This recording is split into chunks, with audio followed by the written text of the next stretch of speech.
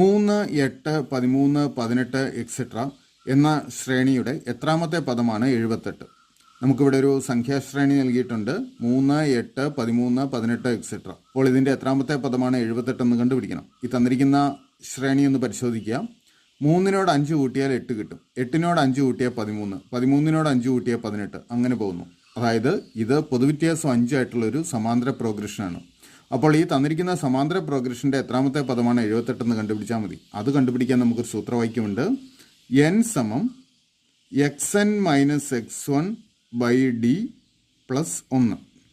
ഇതിലെ xn ആയിട്ട് നമുക്ക് 78 കൊടുക്കണം. എന്നാം പദമായിട്ട് 78 എടുക്കുക. മൈനസ് x1 ഒന്നാം പദം 3 ബൈ ഡി പൊതുവ്യത്യാസം 5 പ്ലസ് 1.